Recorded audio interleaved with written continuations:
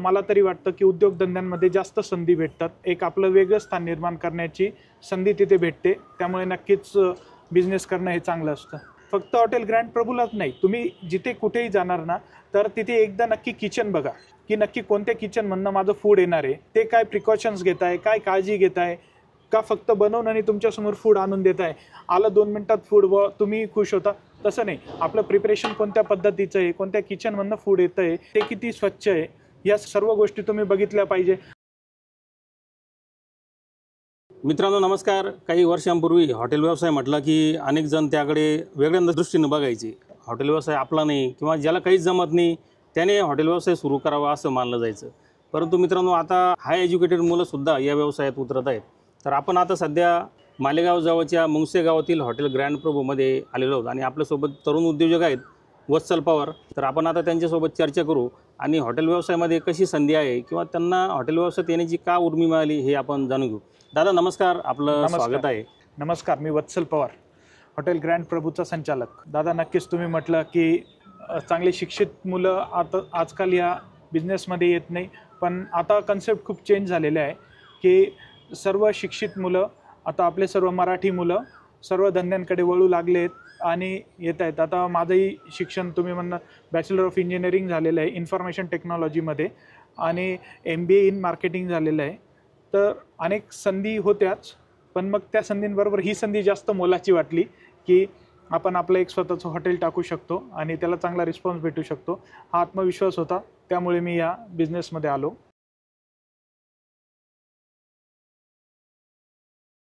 नोकरी करणं सुद्धा वाईट नाही आहे, नोकरीच्या जागी व्यवस्थित आहे आणि बिझनेसच्या जागी बरोबर आहे। तर पण माझं एकच सांगणं आहे की जे मराठी मुलं आहेत ज्यांना बॅकग्राऊंड चांगलं आहे, बिझनेसचं ते चांगलं नॉलेज घेऊ शकता, MBA करून आपल्या उद्योगधंद्यात उतरू शकता, तर नक्कीच त्यांनी उद्योगधंद्यात यावं आणि पुढे कार्यरत राहावं।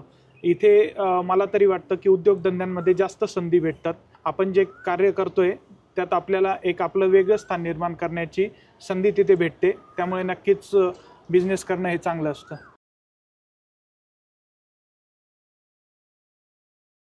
ॲक्च्युली मी एक कांदा व्यापारी पण आहे।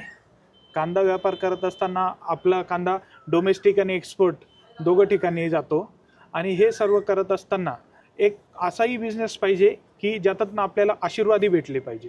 तर मला तरी वाटतं एक पैसे तर तिथेही भेटतात, कोणताही बिझनेस केला की पैसे भेटतात, परंतु हॉटेल हा असा बिझनेस आहे की इथे पैसे भेटण्याबरोबर आपल्याला अनेकांचे आशीर्वादही चांगले भेटतात, म्हणून आम्ही हा बिझनेस निवडला।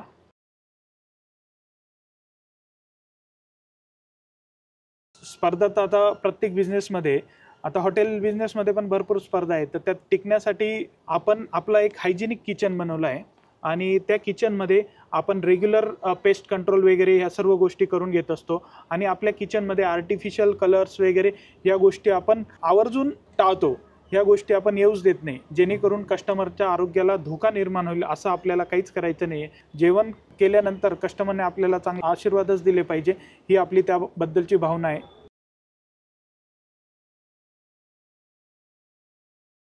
बाहेर जेव्हा आपण निघतो, हायवेला जेव्हा आपण प्रवास करत असतो, तर फक्त हॉटेल ग्रँड प्रभूलाच नाही, तुम्ही जिथे कुठेही जाणार ना तर तिथे एकदा नक्की किचन बघा की नक्की कोणत्या किचनमधनं माझं फूड येणार आहे, ते काय प्रिकॉशन्स घेताय, काय काळजी घेताय, का फक्त बनवून आणि तुमच्यासमोर फूड आणून देताय, आलं 2 मिनिटात फूड व तुम्ही खुश होता, तसं नाही। आपलं प्रिपरेशन कोणत्या पद्धतीचं आहे, कोणत्या किचनमधनं फूड येतं आहे, ते किती स्वच्छ आहे, या सर्व गोष्टी तुम्ही बघितल्या पाहिजे। आणि आता जमाना इंटरनेटचा आहे, त्यामुळे जनरली तुम्ही जर गुगलवर सर्च केलं तर तुम्हाला सगळे डिटेल्स येऊन लागतात की तुम्ही हॉटेल ग्रँड प्रभू सर्च केलं ना तर तुम्हाला सगळे रिव्ह्यूज येतील, बॅड रिव्ह्यूज, गुड रिव्ह्यूज, तुम्ही तिथे चेक करू शकता, कोणत्याही हॉटेलचे चेक करा, रेटिंग कशी आहे। हा विषय काढला म्हणून तुम्हाला सांगतो, आपल्या हॉटेलला 2991 रिव्ह्यूज आलेले आहेत 1 वर्षात आणि ह्या 1 वर्षात 2991 रिव्ह्यूजमध्ये कस्टमरने आपल्याला 5 पैकी 4.8 ही रेटिंग दिलेली आहे आणि ह्या रेटिंगला अनुसरून आपल्याला गुगलने टॉप रेटेडचा असा एक बॅज असतो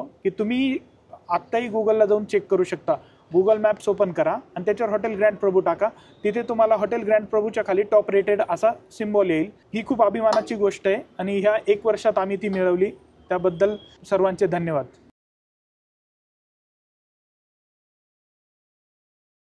बाळगोपाळांपासून तर 83 वर्षाच्या आजींपर्यंत आम्हाला अभिप्राय आले. तुम्हाला तर मी ती अभिप्रायाची भिंत पण दाखवली आमची. तिथे ज्याला वाटेल, कोणाला कंपल्सरी नसतं, ज्याला वाटेल तो त्यांचे अभिप्राय लिहून आणि तिथे चिटकवून जातो. तर तिथेच आम्हाला एक 83 वर्षाच्या मुंबईच्या आजी आल्या. त्यांनी आपल्याकडे जेवण केलं. जेवण करून स्वतः त्या काउंटरजवळ आल्या आणि तिथे मला तुम्हाला रिव्ह्यू द्यायचा आहे म्हणून आम्हाला रिव्ह्यू दिला की मी मुंबईची असूनसुद्धा मला इथली चव खूप आवडली आणि परमेश्वराची इच्छा असेल, माझं वय 83 आहे, परमेश्वरी इच्छा असेल तर मी नक्की पुन्हा इथे भेट देईल.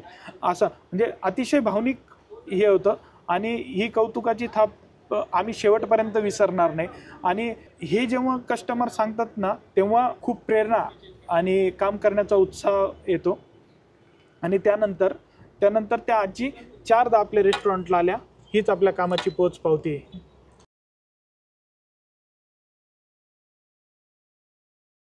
तुम्ही इथे ना सकाळी साऊथ इंडियनपासनं तर रात्रीच्या जेवणापर्यंत खूप वेगवेगळ्या व्हरायटीच्या डिशेस खाऊ शकता. तर तुम्हाला आता डोस्यामध्ये वेगवेगळे प्रकार आहे, उत्तप्पामध्ये वेगवेगळे प्रकार आहे. आता डोस्याचा हा एक प्रकार दाखवतो मी तुम्हाला. कॉर्न पालक डोसा आहे. कॉर्न आणि पालक मिक्स करून त्याचा एक डोसा बनवला जातो. अतिशय सुंदर डोसा लागतो आणि हेल्दी डोसा आपण त्याला म्हणू शकतो. असा डोसा आपल्याकडे मिळतो. तुम्ही केव्हाही येऊन याची चव घेऊ शकता. जेवणामध्ये विविध प्रकारच्या आपल्याकडे पनीरमधील वेगवेगळे पदार्थ आहेत. त्यानंतर व्हेजमधले पदार्थ आहेत. तर पनीरमध्ये आपला छान असा पनीर चटपटा म्हणून एक प्रकार आहे. तर ज्याला आता हायवेने जायचं आहे आणि चटपटीत खायचं आहे तर तो पनीर चटपटा घेऊ शकतो. पनीर चटपटामध्ये फ्राईड पनीर यूज केलं जातं. पनीरला कॉर्नची कोटिंग करून फ्राय केलं जातं आणि चटपटीत मसाले वापरून आणि शरीराला त्रास होणार नाही अशी भाजी बनवली जाते. ती तुम्ही नक्कीच ट्राय करू शकता. आणि दुसरी एक भाजी व्हेज अंगारा. व्हेज अंगारा म्हणजे मिक्स व्हेजिटेबल्स येतात आणि मिक्स व्हेजिटेबल्स रेड कलरची ग्रेव्ही येते ती आणि त्यामध्ये तुम्ही ती घेऊ शकता. आणि त्याचं प्रेझेंटेशनही अतिशय सुंदर आहे. पूर्ण अशी वाफ निघत असते आणि त्यात ती तुम्हाला सर्व होते. ह्या सगळ्याचा तुम्ही प्रत्यक्ष इथे येऊन अनुभव घेऊ शकता. त्याशिवाय तुम्हाला इथे आमरस थाळी पण आपण इथे इंट्रोड्यूस केलेली आहे. त्यात तुम्हाला पुरणपोळी भेटेल. जे खापरीवरचे प्रॉपर मांडे आहेत ते तुम्हाला आपल्याकडे भेटतील.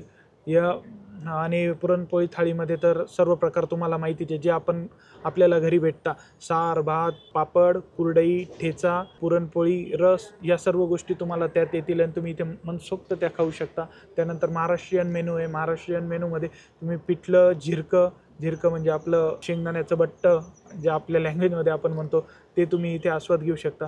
तुम्हाला जर घरची चव हॉटेलमध्ये खायची असेल तर नक्कीच तुम्ही इथे येऊ शकता, आस्वाद घेऊ शकता. आणि डेझर्टमध्ये पण अनेक प्रकार आहेत. डेझर्टमध्ये सुंदर असा स्ट्रॉबेरी शेक बनवला जातो. अशा पद्धतीने आपल्याकडे जेवण भेटतं. आणि डेझर्टमध्ये पण अनेक ऑप्शन्स आहेतच आपल्याकडे. डेझर्टमध्ये गुलाबजामपासनं तर स्ट्रॉबेरी शेक, मस्तानी तर खूप फेमस आहे. स्ट्रॉबेरी शेक वगैरे हे बनवताना आम्ही इतकी काळजी घेतो की आईस्क्रीमसुद्धा आपण अमूलचंच ब्रँडेड आईस्क्रीम वापरतो. त्याच्याने चवही खराब होत नाही आणि क्वालिटी मेंटेन राहते. तर तुम्ही एकदा येऊन आणि ह्या सर्व गोष्टींची खात्री करू शकता. आपलं हॉटेल ग्रँड प्रभू मालेगावपासनं 7 किलोमीटर अंतरावर मुंबई आग्रा नॅशनल हायवे क्रमांक 3वर मुंगसे येथे आहे. तुम्ही एकदा या. नमस्कार.